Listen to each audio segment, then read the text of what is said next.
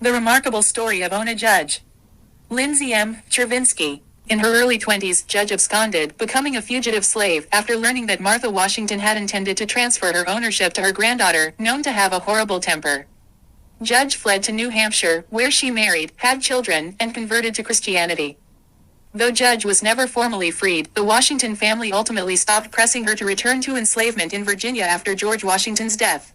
Judge was born about 1773 at Mount Vernon, the estate of George Washington and his family. Her mother, Betty, was enslaved, and her father, Andrew Judge, was a white English tailor working as an indentured servant at Mount Vernon. Though Judge was predominantly of European heritage, she was born into slavery under the premise of partus sequitur ventrum.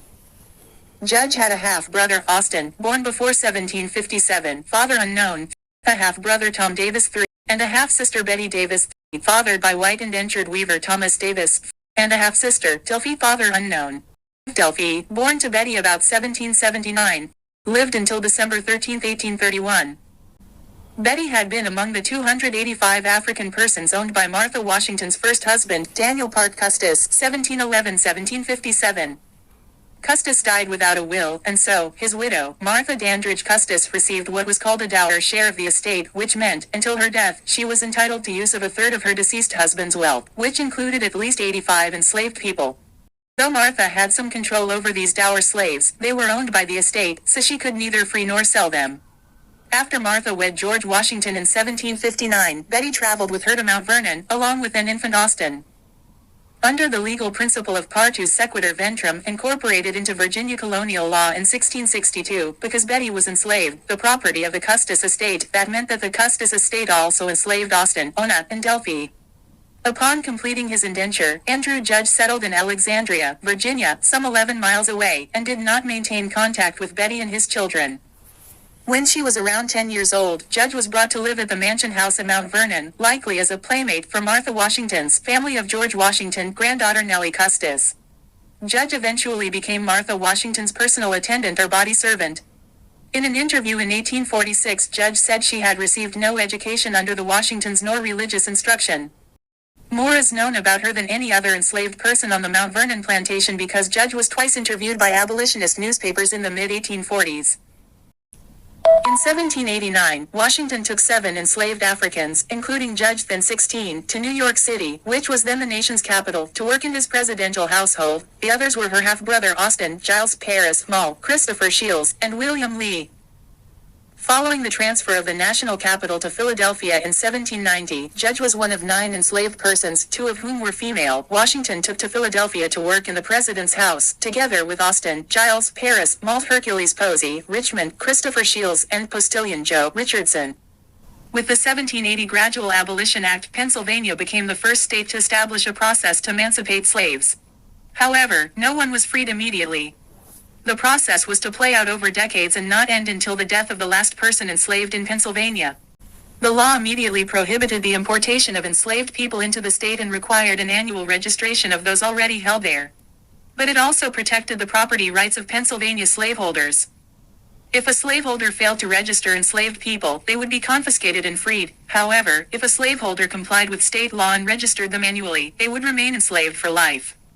Every future child of an enslaved mother would be required to work as an indentured servant to the mother's master until age 28, after which the child would be free. A slaveholder from another state could reside in Pennsylvania with their slaves for up to 6 months, but if slave owners kept those people enslaved in Pennsylvania beyond that deadline, the law gave them the power to free themselves.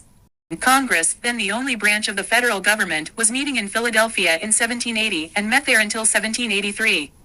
Significantly, Pennsylvania exempted members of Congress from the Gradual Abolition Act. A 1788 amendment to the state law closed loopholes, such as prohibiting a Pennsylvania slave owner from transporting a pregnant woman out of the state so the child would be born enslaved, and prohibiting a non-resident slave owner from rotating slaves in and out of the state to prevent them from establishing the 6-month Pennsylvania residency required to qualify for freedom. This last point would affect the lives of Judge and the other people enslaved in the Washington's household. In March 1789, the U.S. Constitution was ratified, creating a federal government with 3 branches. New York City was the first national capital under the Constitution. It had no laws restricting slaveholding. In 1790, Congress transferred the national capital to Philadelphia for 10 years until the permanent national capital in Washington, D.C. on the banks of the Potomac River was completed in 1800. With the move of the national capital from Philadelphia to Washington, D.C., there was uncertainty about whether Pennsylvania's slavery laws would apply to officers of the federal government. By a strict interpretation, the Gradual Abolition Act exempted only slave-holding members of Congress. But there were slaveholders among the officers of the judicial branch in the Supreme Court and the executive branch, including the President of the United States. Washington stated privately that his presence in Philadelphia was solely a consequence of the city being the temporary seat of the federal government. Washington held that he remained a resident of Virginia and should not be subject to Pennsylvania laws regarding slavery. People enslaved by Attorney General Edmund Randolph established a 6-month residency and claimed their freedom.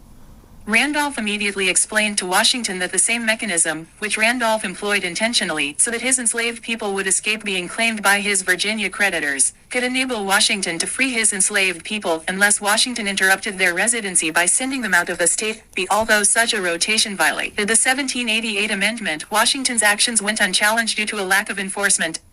Washington continued to rotate enslaved people in and out of the president's house throughout his presidency.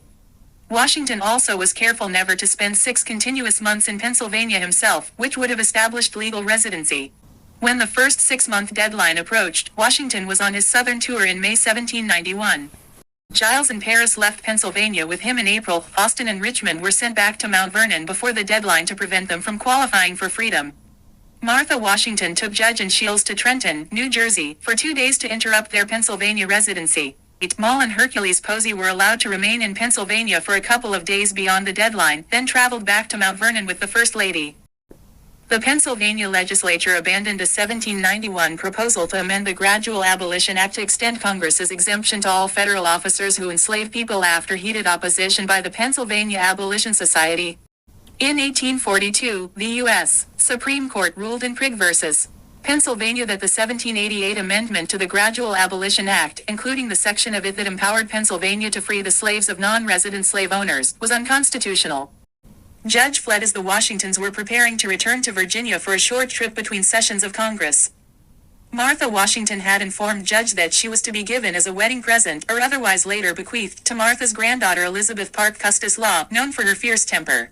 Judge recalled in an 1845 interview, "Whilst they were packing up to go to Virginia, I was packing to go, I didn't know where, for I knew that if I went back to Virginia I should never get my liberty. I had friends among the colored people of Philadelphia, had my things carried there beforehand, and left Washington's house while they were eating dinner." Runaway advertisements in Philadelphia newspapers document Judge's escape to freedom from the president's house on May 21, 1796. This one appeared in the Philadelphia Gazette on May 24, 1796. Absconded from the household of the President of the United States, Ona Judge, a light mulatto girl, much freckled with very black eyes and bushy hair. She is of middle stature, slender, and delicately formed, about 20 years of age. She has many changes of good clothes, of all sorts, but they are not sufficiently recollected to be described, as there was no suspicion of her going off nor no provocation to do so. It is not easy to conjecture whither she has gone, or fully what her design is, but as she may attempt to escape by water, all masters of vessels are cautioned against admitting her into them. Although it is probable she will attempt to pass for a free woman, and has, it is said, wherewithal to pay her passage. $10 will be paid to any person who will bring her home, if taken in the city, or on board any vessel in the harbor, and a reasonable additional sum if apprehended at and brought from a greater distance, and in proportion to the distance. Frederick Kit, Steward. May 23. Judge was secretly placed aboard the Nancy, a ship piloted by Captain John Bowles and bound for Portsmouth, New Hampshire. Judge may have thought she had found safe haven, but that summer she was recognized on the streets of Portsmouth by Elizabeth Langdon, the teenage daughter of Senator John Langdon and a friend of Nellie Custis. Washington knew of Judge's whereabouts by September 1 when he wrote to Oliver Wolcott Jr., the U.S. Secretary of the Treasury, about having her captured and returned by ship.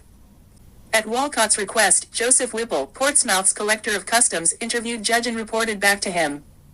The plan to capture her was abandoned after Whipple warned that news of an abduction could cause a riot on the docks by supporters of abolition. Whipple refused to place Judge on a ship against her will but relayed to Wolcott her offer to return voluntarily to the Washingtons if they would guarantee to free her following their deaths. A thirst for complete freedom had been her only motive for absconding. Joseph Whipple to Oliver Wolcott, October 4, 1796. An indignant Washington responded himself to Whipple. I regret that the attempt you made to restore the girl, Ona Judge as she called herself while with us, and who, without the least provocation absconded from her mistress, should have been attended with so little success. Washington could have used the federal courts to recover Judge. The Fugitive Slave Act of 1793, which he had signed into law, required a legal process to return an escaped enslaved person over state lines. Any court case, however, would have been part of the public record and attracted unwelcome attention. Washington retired from the presidency in March 1797. In August 1799, he wrote to his nephew, Burwell Bassett Jr., requesting help capturing and re-enslaving Judge. Bassett traveled to New Hampshire in September and tried to convince her to return to enslavement. By this point, she was married to a seaman named Jack Staines, who was away at sea and was the mother of an infant. Bassett met with her, but she refused to return to Virginia with him. Bassett was Senator Langdon's house guest that night, and over dinner, he revealed his plan to kidnap her. Langdon helped Judge and Staines this time, secretly telling her to go into hiding immediately. Bassett returned to Virginia without her. Following Judge's 1796 escape, her younger sister, Delphi, 27, became the wedding present to Martha Washington's granddaughter. Eliza Custis Law and her husband manumitted Delphi and her children in 1807, after they were already living with her husband William Costin in Washington City. In April 1774, one of Martha Washington's enslaved housemaids, Betty, gave birth at Mount Vernon to a daughter named Ona Judge. Ona's father was Andrew Judge, a white indentured servant who was employed on the estate. Ona probably lived with Betty in a small cabin near the mansion house, completing simple chores, helping her mother with easy tasks in their cabin, or playing unsupervised with other enslaved children. When Ona was 12, Martha brought her into the mansion house to begin her official training as a housemaid. She continued in this role until 1789, when she traveled with Martha to the president's house in New York City. Ona worked as Martha's enslaved housemaid for the next 7 years before running away. Many decades later, when all of her family members had died, Ona gave 2 interviews about her life and escape to freedom. While the newspapers did not print the interviews verbatim, the quotes are rare examples of a formerly enslaved person describing their experiences in their own words. Few enslaved workers left written records, let alone participated in interviews with reporters. Whenever possible, this article uses Ona's words to tell her remarkable story. While Ona lived in Virginia, she was surrounded by several family members. Andrew Judge's indentured servitude ended in 1776, but he worked for Washington until 1781. Yet, he remained in the area until at least 1784, when Washington loaned him £12. There are no records of Andrew Judge's departure from Mount Vernon, or whether his relationship with Betty was consensual. But Ona certainly met her father and likely had some relationship with him given his extended stay, which was not always the case for enslaved children. Ona also knew her siblings. When Betty came to Mount Vernon with Martha, she brought her infant son, Austin. 6 years after Ona was born, Betty gave birth to another daughter, Delphi. When Martha brought Ona to the president's house, Ona left her family for the first time. It must have been incredibly scary for 16-year-old Ona to travel to New York City, a place she had never visited before. But New York City, and then Philadelphia, offered new opportunities. Ona encountered a sizable free African American community for the first time, saw interesting sights, tasted different foods, and met new people. For example, in June 1792, she attended the theater. In April 1793, she saw tumbling feats, probably acrobats, and in June 1793 she went to the traveling circus. Ona also accompanied Martha on her social visits and attended to the First Lady's needs at home. Ona's status as Martha's preferred lady's maid meant that she received a fancier wardrobe than most enslaved people because she visited homes and buildings normally off limits to enslaved people. Much like George's enslaved manservant, coachman, and postilions, these individuals wore fancy livery because their uniforms needed to reflect the president's wealth and status. Ona's clothing was an extension of Martha's status. Accordingly, Tobias Lear, Washington's household manager, documented regular purchases of textiles for dresses, bonnets, stockings, and shoes for Ona. The shoe purchases are especially telling. Unlike Washington's other enslaved servants in Philadelphia, Ona received new shoes several times per year while working in the president's house. There are no records to indicate why Ona received new shoes several times a year, but she likely received them because she was in New York and Philadelphia with the Washingtons. Ona may have been tempted to pursue her freedom during the early years of Washington's presidency, but there were severe consequences for such an act. It would have made her a fugitive in the eyes of the law, and she likely would never be able to see her family again. Ona's calculations changed after March 21, 1796, when Eliza Custis, Martha's granddaughter, married Thomas Law. Martha announced that she planned to give Ona to Eliza as a wedding present, separating Ona from her family and the life she knew in Philadelphia and at Mount Vernon. When a reporter asked why she chose that moment to escape, Ona said she was determined never to be her slave, referring to Eliza Custis. Eliza had earned a reputation among the enslaved women for being highly volatile and erratic, dangerous qualities in a slave owner. Finally, Ona may have worried about Law's questionable reputation. When Law arrived in Philadelphia, he brought his two illegitimate children that he had fathered while in India, and he was plagued by rumors about his character. Given Ona's enslaved status, any white man could sexually assault her without punishment, and she may have feared for her safety in a new household with a disreputable owner. At some point during the spring of 1796, Ona made contact with members of the free black community that would facilitate her escape. There are no records of how she was introduced to this community or who helped her, and Ona kept this information secret to protect everyone's safety. In the afternoon of Saturday, May 21, 1796, Ona slipped out of the house while the Washingtons enjoyed their dinner. Her friends in the free black community had already carried her belongings to the port, and they were waiting for her when she arrived at the docks. 2 days later, Frederick Kit, Washington's steward, placed an advertisement in the Philadelphia Gazette chronicling the details of Ona's escape. Absconded from the household of the President of the United States. Ona Judge, a light mulatto girl, much freckled, with very black eyes and bushy black hair. She is of middle stature, slender, and delicately, about 20 years of age. She has many changes of good clothes, of all sorts, but they are not sufficiently recollected to be described. The advertisement also listed a $10 reward for her capture and return, and conveyed the Washingtons' shock and outrage that Ona would escape, as there was no suspicion of her going off nor no provocation to do so. It is not easy to conjecture whither she has gone, or fully, what her design is. Of course, it never occurred to the Washingtons that enslavement served as plenty of provocation for Ona to escape. They believed they had treated her like a daughter and felt betrayed by her departure. Ona, on the other hand, said she did not want to be a slave always, and she supposed if she went back to Virginia, she should never have a chance to escape. Ona likely made her way out of Philadelphia immediately to avoid being recognized by Washington's contemporaries.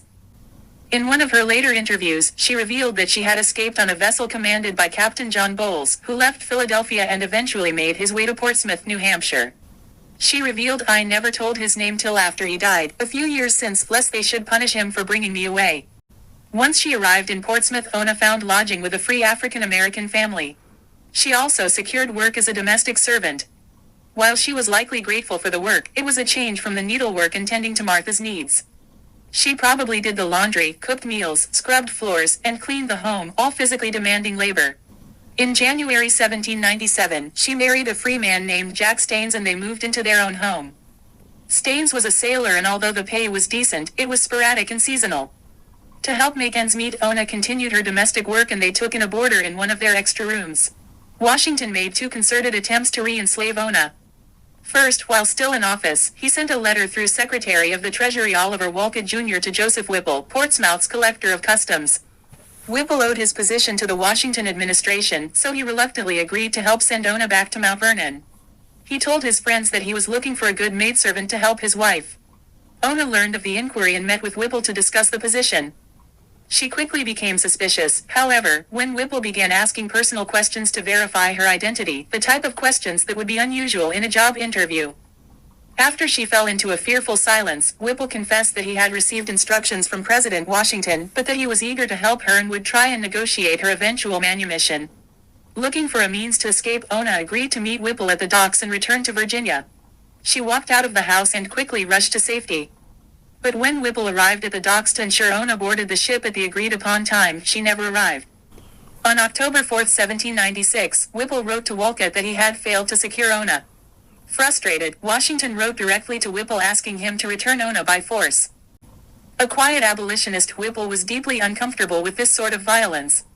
He recommended that Washington secure a lawyer's services and direct future letters to the Attorney of the United States in New Hampshire.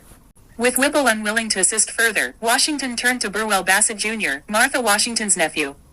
A family member was perfect for this unsavory task that Washington wished to keep under the radar.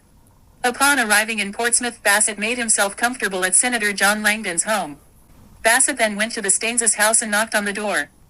When Ona opened the door, perhaps with her 1-year-old daughter, Eliza, in her arms, she may have recognized him from her time at Mount Vernon. Either way, she quickly discovered his purpose for traveling to Portsmouth. Bassett insisted Ona return to Virginia and used all the persuasion he could, but Ona utterly refused to go with him. He even promised that the Washingtons would free her once she returned to Virginia, to which she replied, "I am free now, and choose to remain so."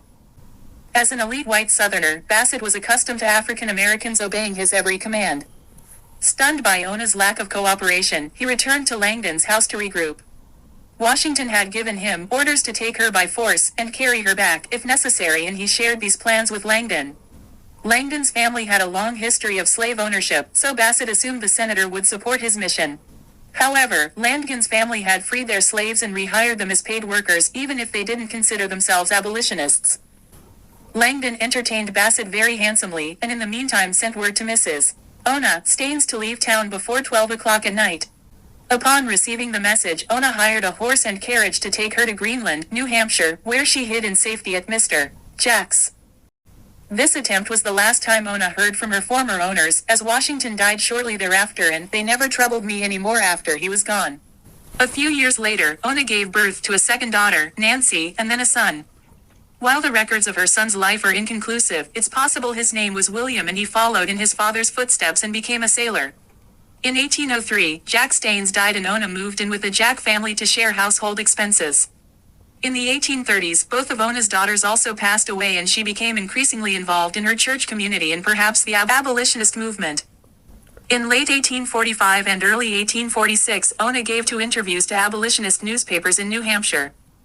Ona took the opportunity to share her thoughts on the institution of slavery, proclaiming that she never received the least mental or moral instruction of any kind while she remained in Washington's family. She also criticized the Washingtons' piety, saying she never saw or heard any indication of piety and prayers while she was enslaved. Instead, card playing and wine drinking were the business at his parties, and he had more of such company Sundays than on any other day. The newspapers included these arguments to criticize the institution of slavery and its many cruelties. Ona died on February 25, 1848, in Greenland, New Hampshire as a free woman.